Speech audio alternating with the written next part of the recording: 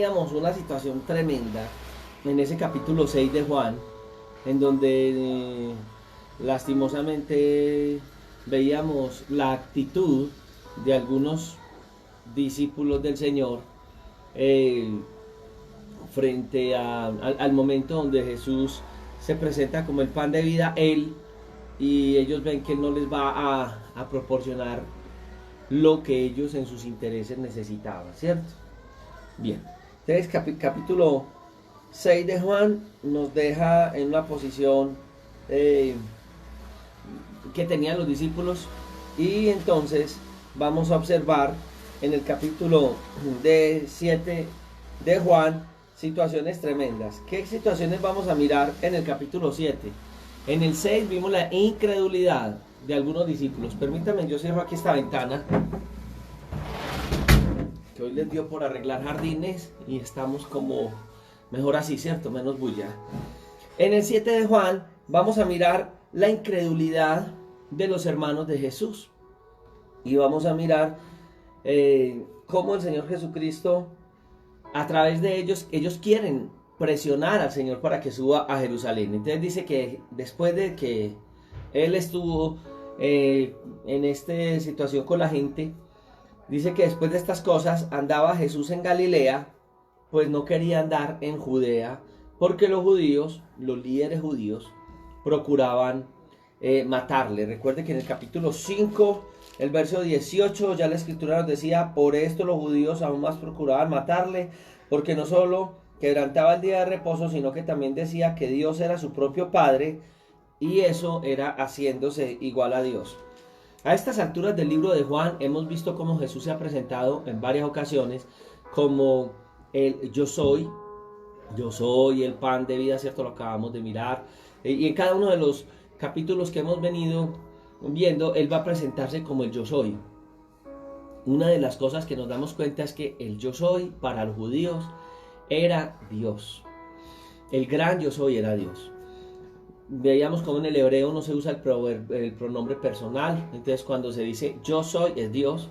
Cuando Jesús se presenta y hace esto, rechinaban los dientes. Y uno dice: pero ¿por qué estaban tan enojados? Porque Él decía que Él era la puerta.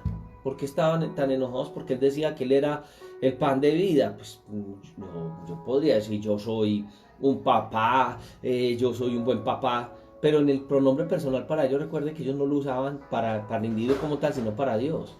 Entonces, en ese sentido, ellos sentían, o ellos veían, que Jesús se estaba haciendo igual a Dios, y era lo que quienes no entendían que Jesús era el Mesías, que Jesús era el Salvador, el Cristo, pues tenían una situación, por qué no decirlo, en un sentido hostil, ¿cierto?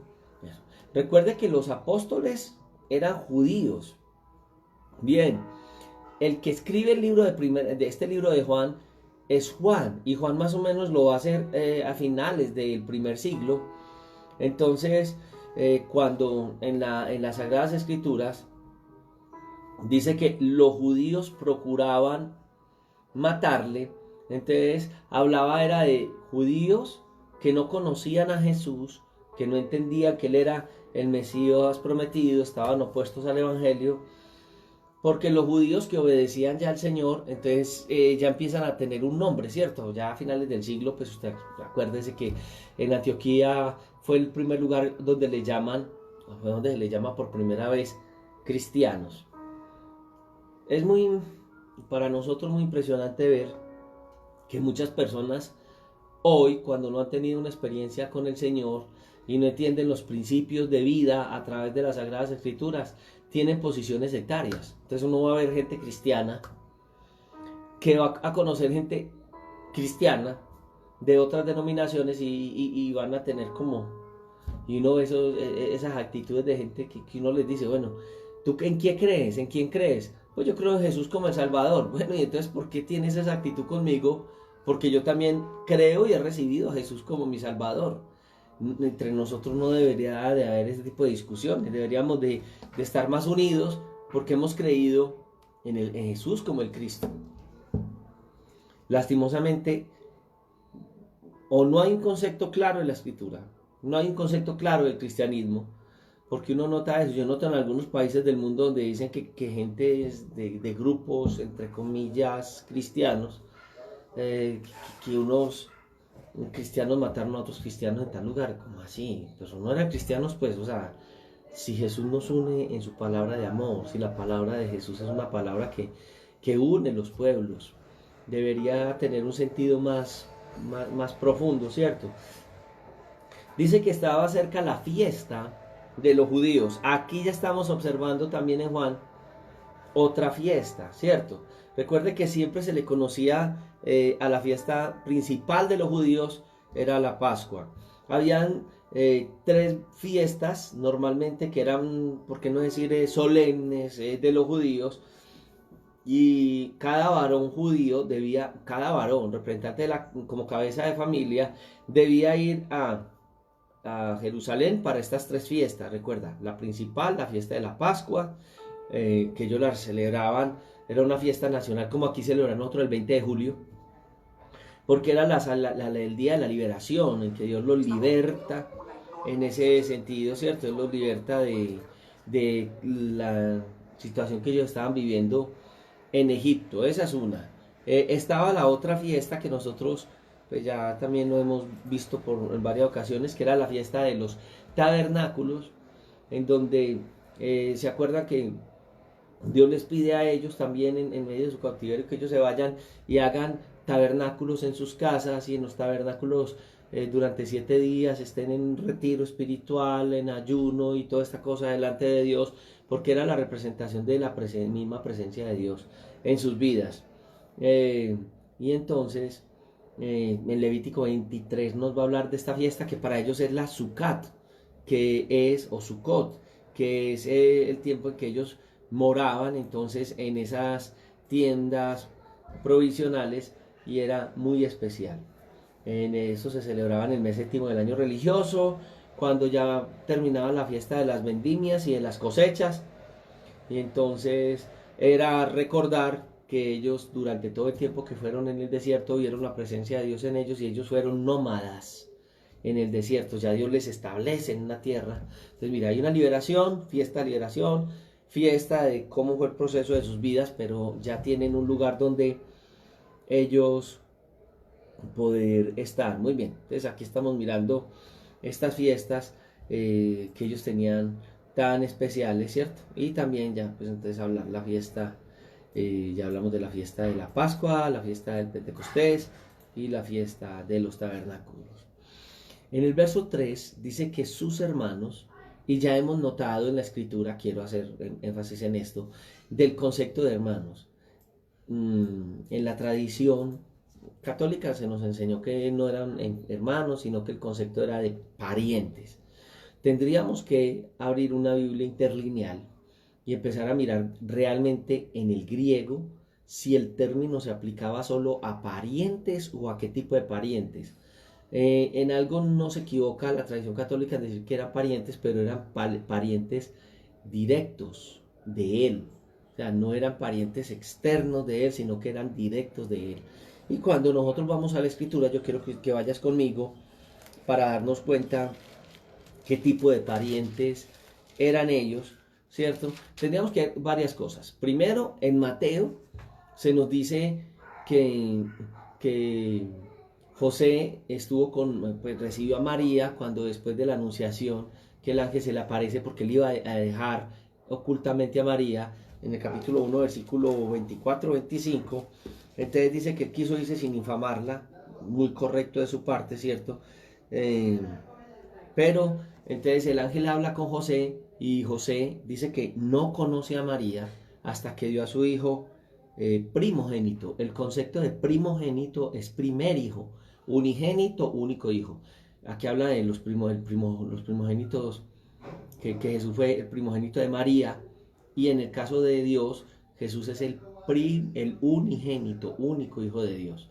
Cuando nosotros vamos al libro de Génesis, vamos a encontrar que en el libro de Génesis, al hablar del nacimiento de los hijos de Adán y Eva, entonces el concepto es un poquito más claro, porque la escritura dice que conoció a Adán a su mujer, y entonces le da Eva su hijo primogénito, pero dice que conoció a Adán a su mujer. Y eso de que conoció a Adán a su mujer quiere decir sencillamente que tuvieron intimidad. ¿Quién dijo que era pecado? Que era pecado que en la familia, un hogar, no tuvieran hijos, ¿cierto? Y en el caso de José, ¿cómo José no iba a tener hijos con María cuando es normal que ellos, como una familia, lo tuvieran que hacer? Muy bien. Es en el libro de Mateo 13:50 y algo, creo que es Mateo 13:50 y algo. Voy a mirar aquí. Ya nos está hablando acerca entonces de los hermanos de Jesús, los hermanos de sangre. Entonces dice, muy bien, Mateo capítulo 13, versículo 53, cuando él viene a Jerusalén, y entonces aconteció que cuando terminó estas parábolas se fue de allí y yendo a su tierra, ¿cierto?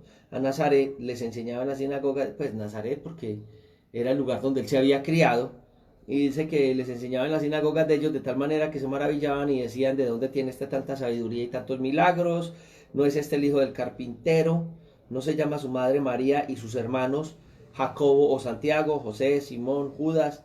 ¿No están todas sus hermanas con nosotros? ¿De dónde tiene todas estas cosas? Entonces aquí ya estamos mirando esta posición tan tremenda de que la Biblia nos enseña que Jesús tuvo hermanos y eso no es pecado, ¿cierto?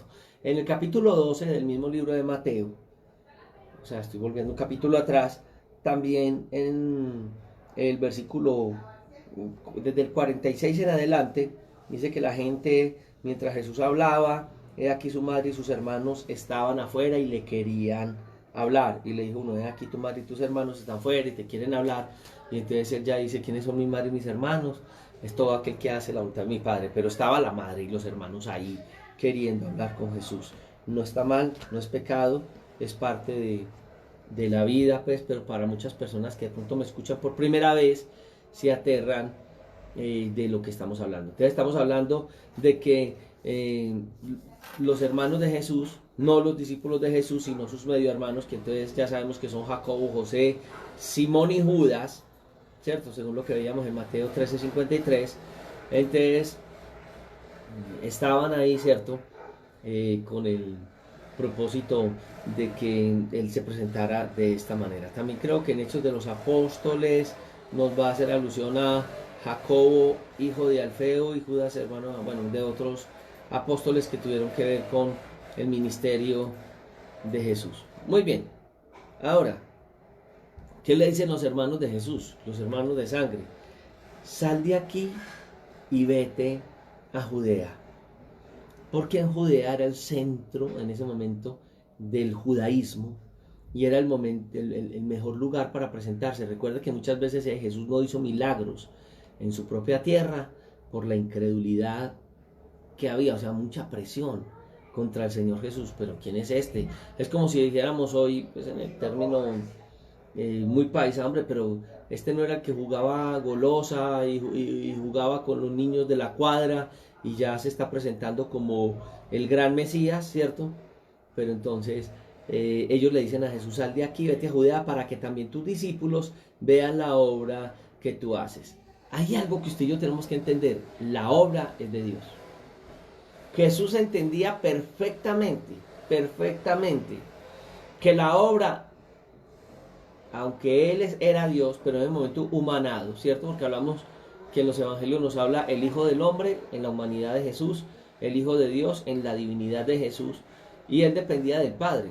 De hecho, cuando va a ir a la cruz, Jesús termina diciendo, Padre, deja que pase de mí esta copa. Y eso tiene un significado muy grande, porque era la dependencia del Padre.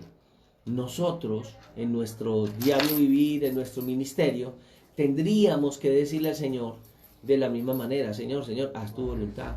Yo estoy en disposición de obedecer a lo que tú en tu voluntad quieras hacer. Muy bien, entonces esta posición es algo tremendo porque ellos estaban mirando con ojos humanos y ellos querían que Jesús se mostrase para que tuviera más ganancias de discípulos, ¿cierto que sí?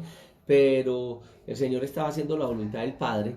En el comienzo de su ministerio, nosotros vamos a notar que lo acabamos de notar en capítulo 5, que la gente lo quería proclamar como Mesías y le dieron esa posición de Mesías en su emoción, pero Jesús los evade. ¿Y para qué los evade el Señor? Pues los evade porque había un propósito en Dios. Él llega a expresar, es que todavía no ha llegado mi hora, porque cuando Él se presente como el Mesías prometido, para cumplir la labor de Mesías, tiene que recibir todo ese rechazo de los líderes judíos y tiene que ser crucificado. No era el momento para él ser crucificado. Muy bien. Entonces, el versículo 4 dice, porque ninguno que procura darse a conocer hace cosas en secreto, ¿cierto? O sea, ¿para qué estaba en este lugar? Debía de presentarse en un lugar más grande. Y dice, y estas cosas haces, manifiéstate al mundo. Oh, entonces está colocando una posición que es hacer lo que él iba a hacer en un momento determinado, pero en el tiempo y en la voluntad de Dios. Era la posición. Bueno, aquí vemos a Jesús entonces entrando a una de estas 3 fiestas solemnes de los judíos, ¿cierto? En una posición, en una posición que él tenía que tener en el momento que estaba llevando, ¿cierto? En el verso 5 es muy triste, porque aunque dentro de sus hermanos seguían parte de sus enseñanzas, había incredulidad en ellos. Noto lo mismo en la iglesia hoy en día, porque a pesar de que nosotros como pastores llevamos un rebaño, predicamos el evangelio, gente viene a la iglesia, si en este momento ese tipo de personas incrédulas se acercan a la iglesia y alguna de nuestras comunidades cristianas, pues que en este momento de necesidad de algunos hermanos llevan mercados, aparecen. Hablaba con un pastor ayer y ellos hoy están en una entrega de mercados y me decía, no pastor, pues ahora que empezamos a entregar mercados, aparece un poco de gente que era que la iglesia, yo como pastor no las llegarían 1 o 2 veces, pero como estamos repartiendo mercados, gloria a Dios, amén, amén. Y todo lo que el pastor vaya a decir, uy, sí, santo Dios, claro. Así hay gente alrededor del ministerio de Jesús. Entonces dice, manifiéstate al mundo, y el versículo 5 dice, porque ni aún sus hermanos creían en él. Tremendo, tremendo. Tenían momentos de incredulidad delante de Dios. Aquí me dice el pastor Jorge Mejía, lamentablemente, así es hermano Jorge. Saludo también a Diller, pastor y evangelista Diller, que hace las 2 labores, tiene su iglesia y hace labores evangelísticas. Qué bendición, hermano Diller. Entonces, en este sentido, nosotros vamos a mirar una posición en donde Dios tendría que ir a trabajar en la vida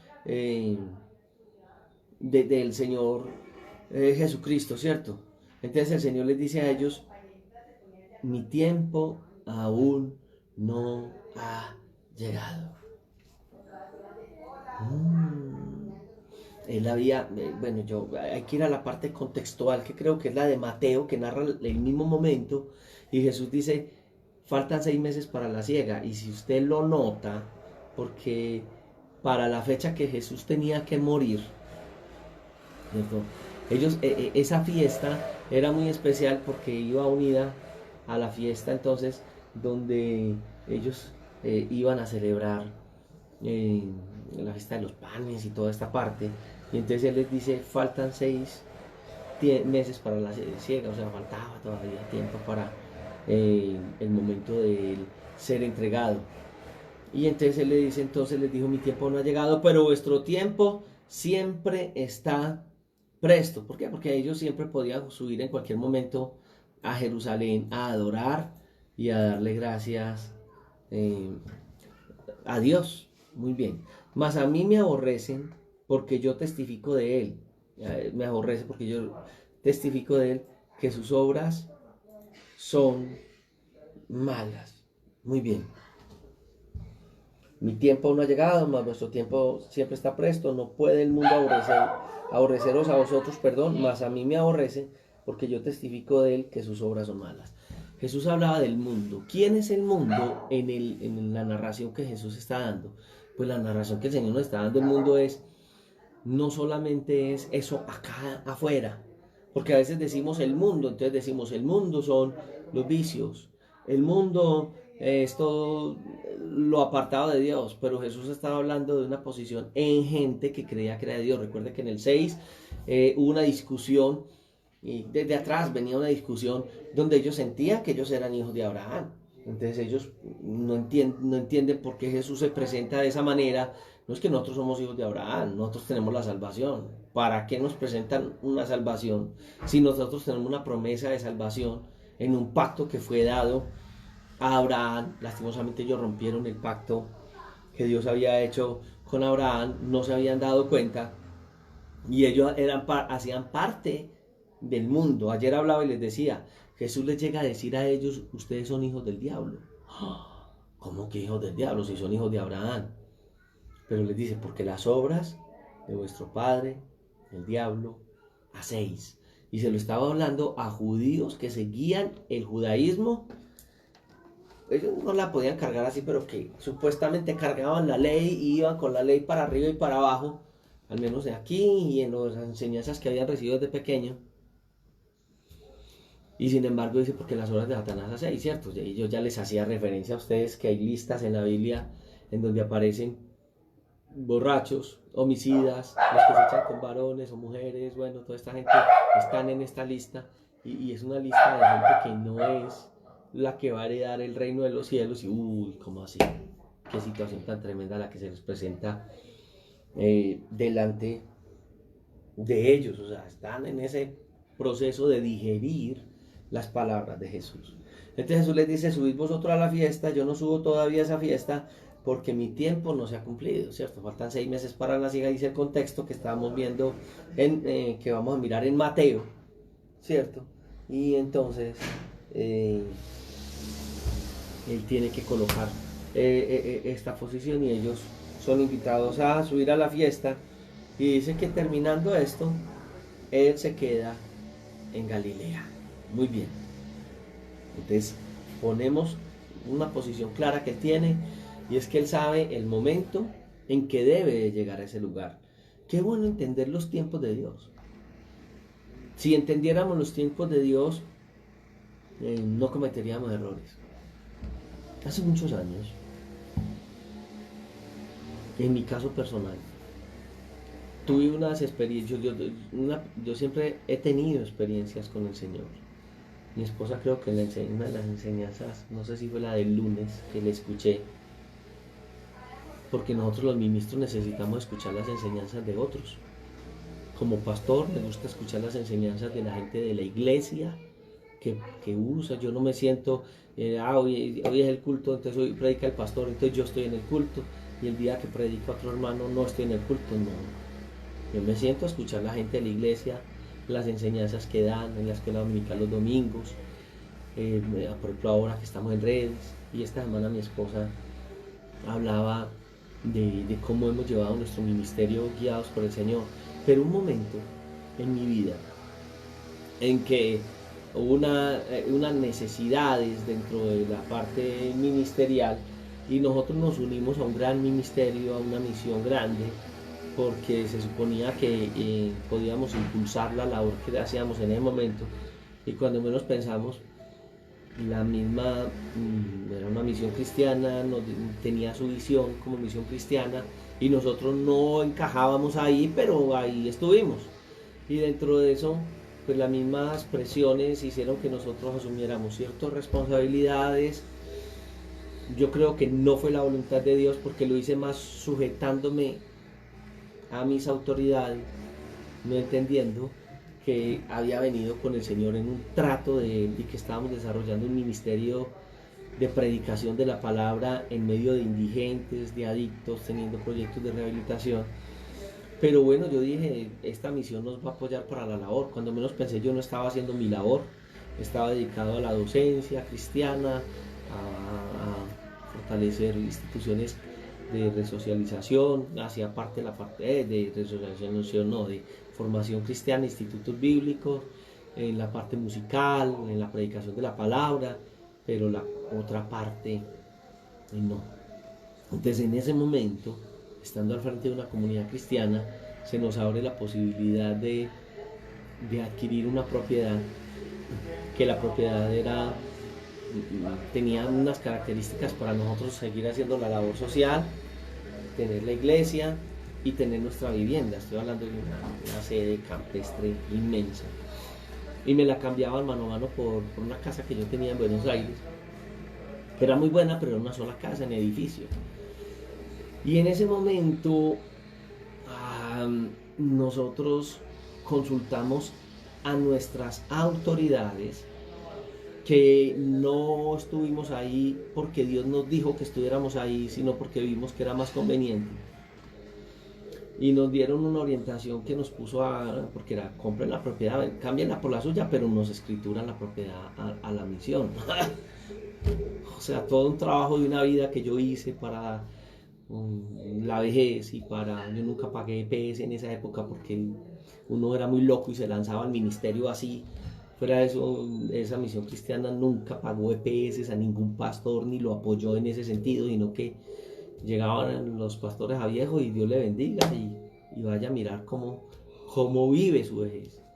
Y entonces en ese momento nosotros no entendimos, no vimos con los ojos de Dios. Bueno, y dudamos, y alguien nos dijo: no lo haga porque si lo hace se quedan en la calle, la misión los va a dejar en la calle. Lastimosamente así funcionan muchas instituciones en el mundo. Y entonces nosotros, gracias a Dios, no lo hicimos, pero no nos dimos cuenta que esa bendición era para el ministerio que Dios había colocado en nuestras manos. A los pocos años muchas cosas sucedieron y nosotros definitivamente dijimos: por aquí no es, sigamos sirviéndole al Señor y obedeciéndole a Él.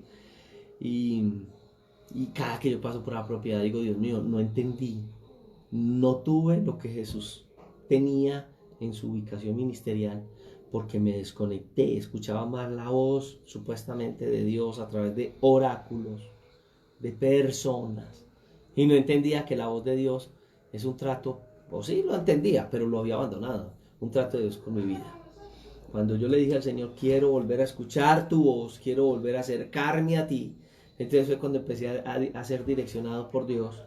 Y hoy nosotros de una u otra manera hemos disfrutado de bendiciones en el municipio donde estamos, de influencia positiva en el cuerpo pastoral, de desarrollo de un ministerio reconocido a nivel de toda esta zona, pero eso no es lo importante. Pero entender que cuando Dios está y estamos en la voluntad de Dios, el Señor va a utilizar muchas cosas para bendecir su obra. No estoy hablando de nosotros subir el nombre, sino el nombre de Dios, para Él glorificarse y nosotros sencillamente ser lo que somos, instrumentos en las manos de Dios. Entonces, ay, Dios mío, espero que esta mi experiencia te sirva para que entiendas que tienes que tomar toda decisión no en base a una relación con seres humanos, sino en base a una relación con Dios. Ni la familia fue capaz de mover a Jesús de la visión que tenía en Dios. Escuche esto, ni la familia. Y ellos veían un desarrollo ministerial porque allí había lo que necesitaba. Yo vi lo que yo creía que pudo haber sido lo que impulsaba el ministerio que nosotros desarrollábamos. Y cuando abrí los ojos, estábamos a punto de perder todo lo que teníamos, incluyendo nuestras familias. Tremendo cuando nosotros tomamos dicho esto. Entonces, ¿qué pasó con Jesús? Dice el texto 9, que se quedó en Galilea. Vayan ustedes, tranquilos, ustedes. Si eso es lo que ustedes piensan, vayan. Si es la visión que ustedes tienen, vayan. ¿Cierto? Ya después, la escritura nos dice ahí en el verso 10 que Jesús sube, pero Él sube en secreto. ¿Cierto? Y con los hermanos ellas iban a querer que hubieran manifestaciones públicas del poder de Dios, pero después Él entra con sus discípulos a este lugar sin publicidad. Sencillamente estaba ahí, y el texto, el verso 11 dice que los judíos le buscaron y decían: ¿dónde está aquel? Yo no entiendo por qué no decían, ¿dónde está Jesús de Nazaret? Sino aquel, ese individuo, ese señor, ¿dónde está el señor aquel? ¿Cierto? Es una palabra que yo no la veo muy fuerte, sino que yo la veo como unas palabras despreciativas, ¿cierto?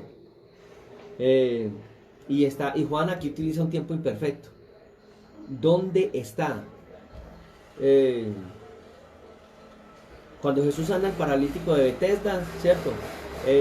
Hay un acercamiento donde Jesús habla acerca, que eso lo vimos nosotros en el capítulo 5, ¿cierto? Acerca de sanar en el día de reposo. Muy bien. Jesús hizo las obras del Padre, estaba haciendo las obras del Padre, y ellos estaban ahí como buscando a aquel con el que tuvieron ese encuentro que nosotros encontramos en el capítulo 5 para confrontar la situación que tenían y mucho más en el terreno de ellos, donde ellos podían crear una situación difícil frente a eso, ¿cierto? En el 12 dice que había murmullo acerca de él entre la multitud, pues unos decían, es bueno, otros decían, no, sino que engaña al pueblo o extravía a la gente. Entonces la gente en ese momento, en ese lugar, que estaban en la expectativa que Jesús apareciera en escena, estaban en división, unos a favor, unos en contra, y la gente decía que extraviaba a la gente. ¿Por qué ellos decían que extraviaba a la gente? Sencillo, porque ellos tenían una vida religiosa, se habían conformado a una religiosidad. Los fariseos y los saduceos aparentemente llevaban con la gente una religiosidad, y el mensaje que Jesús les estaba dando era un mensaje que confrontaba la religiosidad de la vida de ellos, y donde los sacerdotes no se iban a sentir muy contentos. Yo ahora expresé una situación que viví, una situación de una misión cristiana, y estoy seguro que si alguno está en ese modelo y el líder de ese modelo dice, no diga eso, es que estos modelos son los mejores, es el modelo de Dios. Dios puede bendecirnos, y hay quienes sirven a Dios en denominaciones que son de mucha bendición, ¿cierto? En el caso de otros hemos tenido visiones de Dios con cosas, y como decía el reverendo Sproul, este siglo es el siglo donde la iglesia va a crecer, pero con pequeñas congregaciones como la iglesia primitiva, y sé que mucha gente que escucha cosas así se va a sentir incómoda si están en ese tipo de cosas, porque ya tienen establecido cosas. Yo he hablado con ministros y dicen, ¿y a qué denominación perteneces? No pertenezco a una denominación cristiana.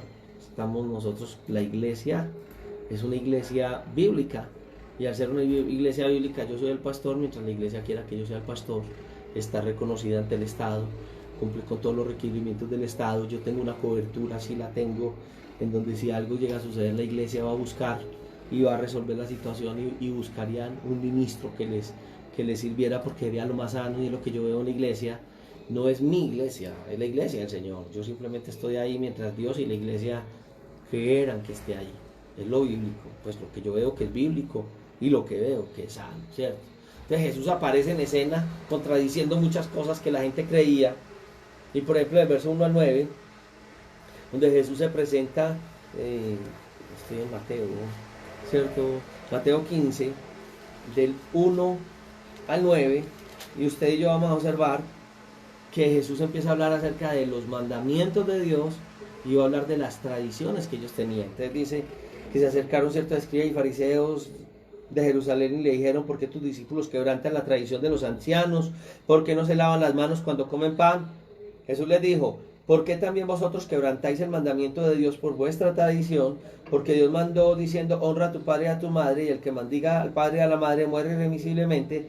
Pero vosotros decís, cualquiera que diga a su padre o a su madre, es mi ofrenda a Dios, que era como una promesa que ellos le hacían. Entonces, si yo muero, cuando yo muera, todas mis propiedades van a pasar al templo, que era algo que le llamaban corbán. Entonces, los judíos tenían esto. Para no sostener a sus padres, ellos supuestamente le entregaban las propiedades al templo, pero cuando sus padres morían, en complicidad de los escribas y fariseos, volvían a tomar sus propiedades y hacían con la plática de ellos lo que querían, por no cumplirles a sus padres. Entonces Jesús les dice: cualquiera que diga a su padre y a su madre, es mi ofrenda a Dios, todo aquel con que pudiera ayudarle, ya no ha de honrar a su padre y a su madre, y así habéis invalidado el mandamiento de Dios, que es honrar al padre y a la madre, no por vuestras tradiciones. Entonces les dice: hipócritas, bien profetizó de vosotros Isaías cuando dijo: este pueblo de labios me honra, mas su corazón está lejos de mí, pues en vano me honran, enseñando como doctrinas mandamientos de hombres. Lástima, porque en muchas ocasiones, queriendo hacer bien, se hace mal. Queriendo hacer las cosas de la mejor manera, se afecta. Entonces, ¿cómo iban a querer a Jesús? ¿Cómo iba a pegar bien dentro de ellos? Entonces ya Jerusalén aquí no las va a pagar. Qué bueno que aparezca ese señor. Ya entienden por qué lo ven como un señor, como alguien allá, y no lo ven como el Mesías prometido, como el Cristo. No dicen como cuando, que lo vamos a mirar en las noches que estamos estudiando Mateo, que lo van a ver como que el mismo Pedro va a pronunciar y va a decir: tú eres el Cristo, el Hijo del Dios viviente. Esto no te lo ha revelado padre ni madre, carne ni sangre, perdón. Oh, qué cosa tan tremenda. Entonces, en esa posición, ellos estaban como esperando confrontarlo. Entonces había una murmuración entre ellos. Versículo 12, dice: había murmullo acerca de él entre la multitud, pues unos decían: él es bueno, otros decían: no, sino que engaña al pueblo. Pero ninguno hablaba abiertamente de él por miedo a los judíos. Es normal, cuando Jesús sana al ciego, ¿te acuerdas que vienen y el ciego pues recibe la vista y esto, y vienen y la entrevistan y le dicen: oiga, venga, ¿cómo así? Es que usted sabe quién fue el que lo sanó. Pues sí, el que me dijo. Ese que dijo eso es un pecador, él está mal. Y eso lo cogieron y venga, ¿y cómo fue? Y cuéntenos. Pero era como para cuestionar la obra de Dios en ellos. Y cuando terminan toda esta conversación con él, hay una invitación, porque él termina diciendo: yo no sé si es pecador. Si es pecador, yo no lo sé. Una cosa sé, que yo era ciego, y ese que ustedes dicen que es pecador me sanó. Casi que les dice: ustedes no hicieron nada por mí, no pudieron hacerlo, y él lo hizo. Llamaron a sus padres para intimidarlos, y a él, a sus padres lo lograron intimidar, dice el texto, pero a él no. Entonces lo expulsan de la sinagoga. Y es que eso sucede. Hoy excomulgan, hoy expulsan. Yo no sé bajo qué autoridad lo hacen, pero lo hacen, ¿cierto? No estoy hablando de alguien que ha tenido problemas de moral y de pecado. Estoy hablando de alguien que no cumple las condiciones, porque unilateralmente en muchos lugares cambian las condiciones de vida de quienes sirven al Señor. Qué duro. Usted ya está muy viejo. ¿Cuántos años tiene? 40, 50. No, hermano. No hay jubilación, nunca hubo apoyo para esa persona. Pero no, usted ya está muy viejo, hay que meter una persona joven. Y entonces, no. Problema suyo, mire, ¿para dónde pega? Normas de hombres. Entonces, cuando estuvo esa posición, la gente no podía hablar. En el caso de este hombre, lo expulsaron, y este hombre arrancó. Un hombre no era ministro, era una persona, pero iba a la sinagoga. Ya después se encuentra con Jesús, y si te acuerdas que Jesús le dice: ¿verdad que te expulsaron de la sinagoga? Sí, pero tú crees en el Hijo de Dios. Pues si yo, dígame, Señor, ¿quién es? Usted fue el que me sanó. Yo creo que usted viene de parte de Dios, ¿cierto? Lo que le dijo Nicodemo: sabemos que has venido de Dios, porque nadie puede hacer las obras que tú haces. No, dígame, yo creo en él. Es con el que estás hablando. ¿Cómo? Lo adoró y lo reconoció como el Mesías prometido. Bueno, él hablando con los judíos había dicho que él era de Dios, después dijo que era un profeta de Dios, y al último terminó reconociendo que es el Hijo de Dios, que es el Mesías prometido. ¡Wow! Tremenda la posición en la que termina este hombre reconociendo, pero lo expulsaron. Entonces, este texto dice que muchos de los que estaban en aquel lugar, cuando vieron esto, no hablaron abiertamente, dice aquí, pero ninguno hablaba abiertamente, versículo 13, de él, por miedo a la posición que tenían hacia ellos los judíos. Y entonces, ya a la mitad de la fiesta, el Señor es sabio, hermano. Va Jesús al templo y empieza a enseñar. No hizo lo que sus hermanos le dijeron, no hizo milagros, vino a enseñar a la mitad de la fiesta, ya su presencia no llamaba tanto la atención de la gente, ya la gente se había relajado, ya habían bajado Y lo más tremendo es que la enseñanza de Jesús, pues la enseñanza de Jesús era una enseñanza de Dios, era palabra de Dios. Es en medio de tremenda situación, ¿cierto? La Biblia dice que ellos se maravillaban de Jesús y ellos se maravillaban de él. Qué bien. Llega a la mitad de la fiesta, empieza a enseñar de una manera tal que se maravillaban y decían, ¿cómo sabe este letras sin haber estudiado? Bueno, este hombre, ¿de dónde hay tanta sabiduría? Si lo que él está enseñando no lo aprendió, no tiene el título que nosotros otorgamos de maestro. El principal de la sinagoga en el capítulo 3, el principal de la sinagoga, se acerca a Jesús. Y él, que todo el mundo le decía maestro, maestro, es como hoy que la gente se acerque. Entonces la gente va a decir doctor, doctor, doctor, señor. Y alguien que tiene una posición alta y que todo el mundo le reconoce su título, se acerca a Jesús y le dice maestro, Raboni.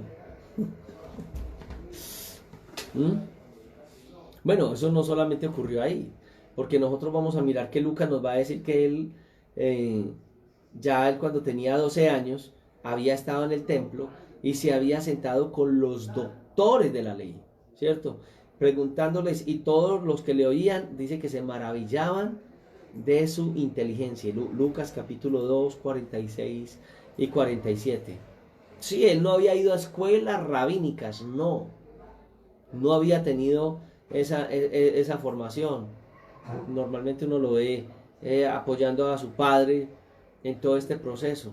Bien, tremendo. Y estos hombres reconocerle de esta manera, Nicodemo reconocerle como rabí, ¿cierto? Jesús tenía un conocimiento, y lo tenía. No era un conocimiento humano, era un conocimiento divino. Se había despojado de muchas cosas en su humanidad, pero él era Dios aún así y tenía la guianza del Padre. Entonces dice la escritura que cuando vino al templo, Mateo 21, 23, los principales sacerdotes y ancianos del pueblo se acercaron a él mientras enseñaba y le dijeron, ¿con qué autoridad haces estas cosas? ¿Y quién te dio esta autoridad? Muéstrame un momentico. Primero que todo, muéstrenos los títulos de formación académica. Y segundo, préstenos la credencial y la autoridad para enseñar de tal manera, ¿cierto? Y él lo hacía en las sinagogas.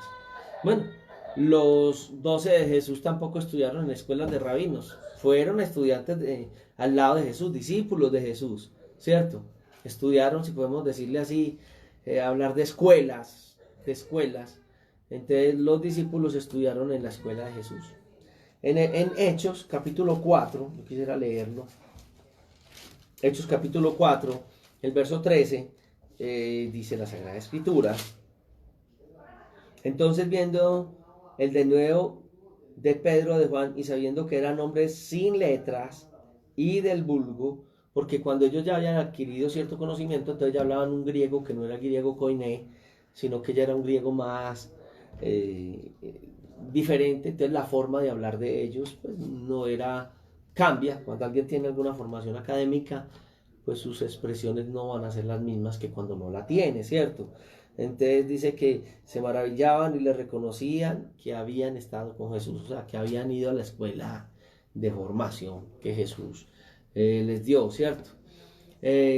Diferente ver uno las exposiciones del apóstol Pedro, muy especiales, guiado por el Espíritu Santo, con una profundidad tremenda, pero con una sencillez, a escuchar uno al apóstol Pablo. A Pablo, ya sí, Hechos de los Apóstoles, nos va a mostrar, él mismo va a hacer la reseña, que fue criado a los pies de Gamaliel, y recibió toda esa formación, aunque mucha de esa formación de conocimiento de la ley y humanidades, porque no solamente era la ley, sino humanidades, él las desecha, ¿cierto? Todo esto lo tengo por escoria o estiércol, esa sería la traducción directa, ¿cierto? Porque él puede expresar en Gálatas, en el mismo Gálatas capítulo 1 del 11 y el 12, de dónde venía todo ese conocimiento que ya le estaban viendo a él. Dios nos puede utilizar y la formación que hayamos tenido y que tengamos hoy, soy amigo de la formación académica, es necesario, tenemos que ser formados por la palabra y hay maestros que nos van a formar, ¿cierto? Y no hay nada más especial que uno estar al lado de... Aquí tenemos gente en el seminario, cosas con una formación muy tremenda. Yo creo que cada pastor de la ciudad que ha tenido algún tipo de formación teológica podría decir, no a los pies de Gamaliel en Medellín, sino a los pies de Teodoner, o no sé, uno de estos hombres que ha formado y que tiene tantas cosas que enseñar, ¿cierto? Entonces Pablo, habiendo sido alguien con toda esa formación y que de hecho no lo está mostrando, dice Pablo en el capítulo 1, versículo 11 de Gálatas y 12, más os hago saber, hermanos, que el evangelio anunciado por mí no es según hombre, pues yo ni lo recibí ni lo aprendí de hombre alguno, sino por revelación de Jesucristo. Aún tanto conocimiento que había adquirido a los pies de Gamaliel, Gamaliel no había tenido la oportunidad de tener un encuentro directo con el Mesías prometido en el tiempo que Pablo fue formado. Y fuera de eso, no conocía la doctrina de Cristo. Cristo viene, enseña su doctrina, que es una bendición muy grande, ¿cierto? Y muchas cosas que Pablo conocía, con razón ya en la ley veía, con razón, pero cuando el Señor muestra esto, y mire que la mayoría de las cartas que aparecen en el Nuevo Testamento son escritas por Pablo, que recibió una revelación directa de Dios, eso Dios confirma su apostolado, pero fue el acercamiento a Dios. ¿Qué implica eso para nosotros hoy? Hay que acercarnos a Dios. Hay que a través de la palabra tener conocimiento claro de la doctrina. Por eso estamos estudiando Juan paso a paso. Y aunque tú, cuando comenzaste, esto todo está en YouTube, ¿cierto? Tenemos todas las clases, más de 30 clases de Juan, y usted las puede meterse ahí en YouTube. Y en esta misma página, yo a veces subo predicaciones nuestras en YouTube para que tú entres a esa y ahí dice, suscríbete al canal, te suscribes al canal y puedes ir bajando y escuchando predicaciones. Si quieres ir estudiando Juan, capítulo a capítulo, casi que versículo a versículo, en esto que estamos haciendo en esta pandemia, ¿cierto? Entonces, conocer la doctrina, y se conoce yendo a la palabra. Ay, ¿cuál libro de doctrina es mejor? ¿Cuál es el mejor libro de doctrina? La Biblia. Hay que estudiarla paso a paso. Entender qué quiere Dios con mi vida, como Jesús lo está mostrando ahí. No dejarnos influenciar, no es lo que estamos concluyendo en este capítulo, de otras personas, y no llevar un ministerio en base a, porque cometemos errores, y algunos hemos cometido errores en la vida. No los podemos esconder, ¿cierto? Entonces mire toda esta parte que sería tan importante. Y lo otro es que en el momento determinado y determinante, Dios nos va a usar para bendecir a otros a través de esta parte. Nosotros no anhelando posiciones, ni títulos, ni nada, que podríamos ser formados, claro, pero sin anhelar esas cosas, para poder entender y ser en la voluntad de Dios, ser específicos, cumplir los propósitos que Dios tiene con cada una de nuestras vidas.